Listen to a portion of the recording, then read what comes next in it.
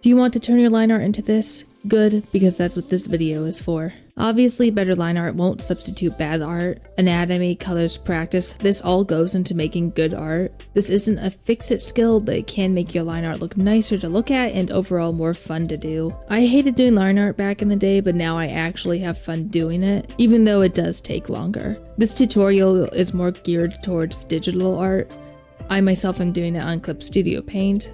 I do not really recommend you do any software with a monthly subscription if you can avoid it, so all of the options on screen are options I would recommend. Free or one-time purchases. Clip Studio works perfectly fine as a one-time purchase, and free programs work wonders as well. I do not recommend any subscription software. I'm very firmly against monthly subscriptions.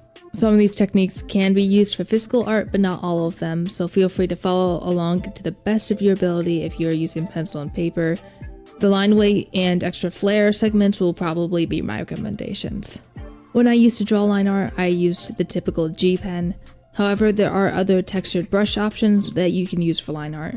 Most art apps will come with default pack brushes, and more often than not there will be one in there with a texture. I recommend testing out a few and seeing whichever one you like best. I would recommend my brushes, but I renamed them all. I don't remember what they were before. Clip Studio has a very good store to find brushes in, and a good chunk of them are free.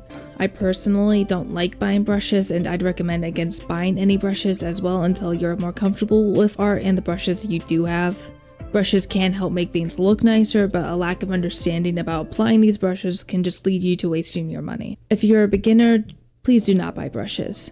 Once you have your brush, hunt down the stabilization feature. Do it now. Stabilization helps keep lines steadier and smooths them out, making line art look more controlled. You can utilize stabilization for artistic effect, but I personally keep it jacked all the way up. I would recommend setting on pen pressure as well with whatever device you're using. I myself have a Wacom tablet that I received for Christmas for about $50. I was able to install an app called Wacom Properties, and in there I was able to adjust my pen pressure.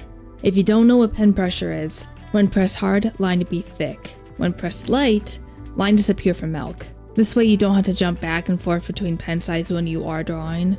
If you want a line to be thicker, you can just press harder and vice versa. You can also adjust undo redo button configs in this menu if you do have one, so feel free to check that out. This is very useful to have. These are my configs. Moving on. Also consider using vector lines, as you can easily set your eraser to get rid of overlap, and it just helps. This is where that pen pressure comes in, as you want to emphasize line weight across the canvas. Changing the thickness of certain lines can really make a drawing pop out. Everyone has different approaches to line thickness. Some ways I have seen it are to make the outer lines bolder, or to make limbs or items in front thicker, and make whatever part of the drawing they want to be in the center bolder than the rest. There's plenty of ways to do this, and it really depends on whichever way you enjoy the most. This is what I like to do. I like to make lines that connect with one another thicker where they do. It makes lines pop out more, and I just always love the look. I tend to do this all in one go while I'm drawing the lines too, so I don't have to go back and add it again. After I do that, I tend to add thicker lines over objects I know will be in the front. If hair is overlapping the forehead, I make it thicker. However, if hair is over nothing, I will make it taper off into the usual line. Since I don't need to emphasize that line, I don't see any reason to make it thicker than it has to be. And look at how much this changes the drawing right away. The lines are much more bold and striking and draw attention more. This doesn't always suit more subdued art styles, but mine is a pretty striking art style, so I like to make my line art just as striking. If you want some additional changes you can do, these are some options. I don't always use these, but they can help add to a drawing. I like to sometimes change the color of my line art. For my drow character, I changed her line art to a dark blue to match overall color tones of her instead of just a straight black. I would recommend keeping the line art color relatively dark, but matching the tones of your piece. If you want to add some blur to your line art, you can do this as well by making it almost blend in more of your colors.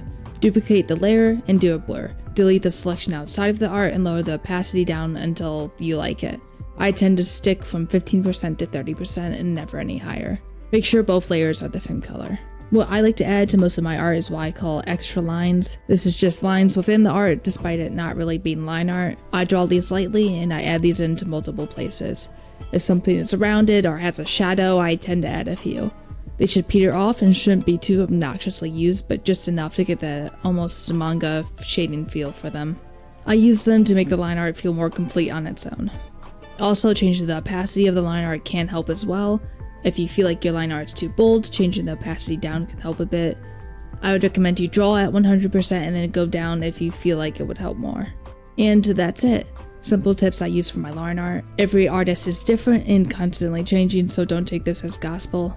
I draw how I like to and how I feel looks good. I really love this type of line art and I plan to stick to it, but experimenting is always recommended. I managed to get to this line art by experimenting and taking different artists' advice, and I think it may change in the future if I find something more fun. I kept this short and sweet because I don't want to ramble for tutorial and because I'm sick. Hopefully I managed to give out enough information without wasting your time and it didn't sound like complete shit.